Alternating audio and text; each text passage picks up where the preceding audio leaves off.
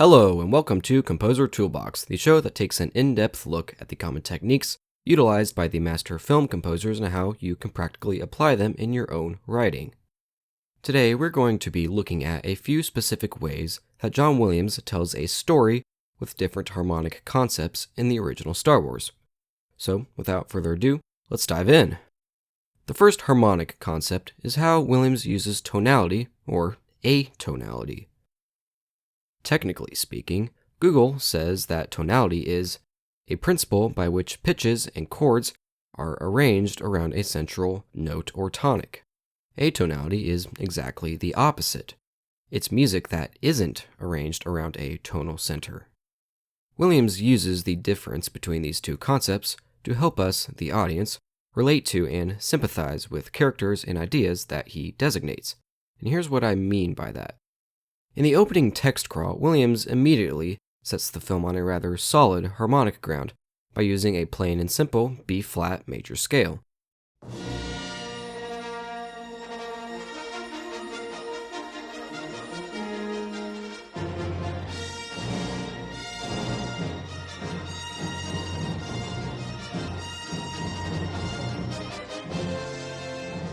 A lot of the things in this film, between crazy-looking spaceships and outer space jargon, are very foreign and unfamiliar, especially to an audience back in 1977. A score that also started out with very alien-sounding textures probably would have lost the audience from the get-go. So to avoid this, Williams lets us get comfortable and engaged in the film with familiar harmonic choices before going into the foreign-sounding music. When the camera does pan down and tension builds, Williams slowly leads us to a more unfamiliar territory with a Mixolydian scale, some big polychords, and a harmonic major scale. As the scene progresses, we are sucked into the action with even more rather unfamiliar scales and harmonies.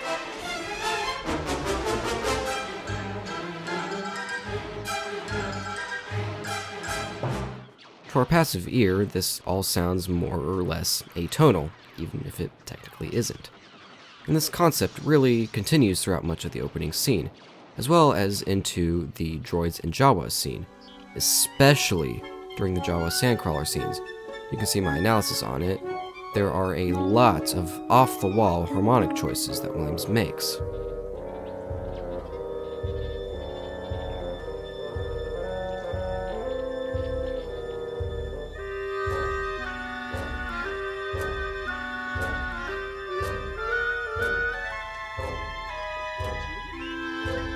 But of course, this is intentional.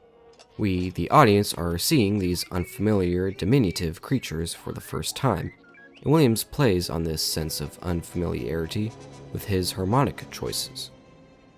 But what happens next is interesting. When we see Luke, or better yet, when we see humans for the first time since the opening scene, Williams immediately switches to familiar harmonic concepts with his use of a G minor scale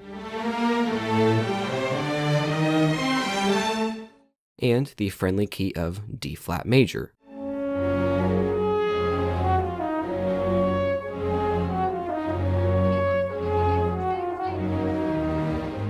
This return to familiarity is definitely not a coincidence.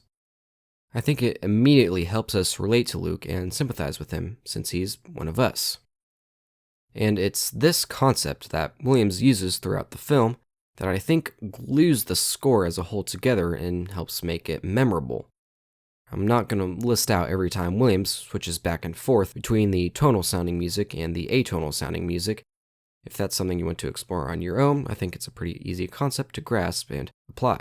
Tonal music for the familiar and relatable things in the film, and atonal music for the more alien and foreign things in the film. Now, the other major harmonic concept that Williams uses is his use of parallel harmony, the parallel movement of two or more lines. Specifically, after looking at this score as a whole, it becomes very apparent to me that Williams uses planing major triads and planing minor triads for two distinct entities. Think about the Rebel fanfare, as discussed in the previous episode. What is the main characterizing factor of that theme? planing major triads. Now look at the imperial theme. What is its defining factor? Well, you guessed it, planing minor triads. And this relationship isn't just restricted to these two themes either.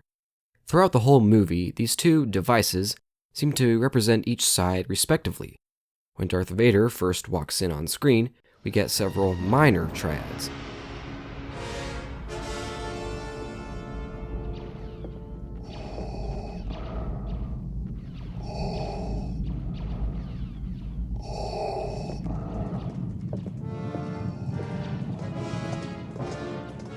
We get several planing major triads as R2's purchase is secured.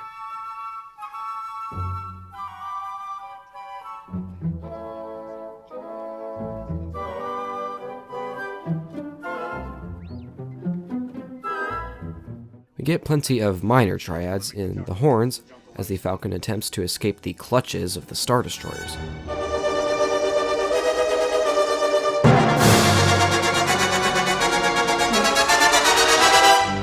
The list goes on. But again, I'm not going to insult your intelligence and tell you every time Williams uses major versus minor planing triads. I think this is also a pretty easy concept to grasp and apply. Major triads for the Rebels and minor triads for the Imperials. So, the main point of application from these two concepts is I think that you can use harmonic ideas that you learn in music theory for more than just major equals happy and minor equals sad. Much like themes, you can use different harmonic concepts to tell a story with your music. Different chords and scales can be used to represent different ideas, people, and objects. They don't have to act purely as mood-setting devices. These harmonic choices almost become themes of their own, in a sense. Be purposeful and intentional with harmonic choices. And remember, stick to the story. But I'm going to wrap this video up here. If you like what I do and want some snazzy benefits, such as PDFs of my analyses and early access to my videos as I finish them, then please consider supporting me on Patreon. Every little bit goes a long way. But anyways, thank you for watching, and I'll see you later. Goodbye.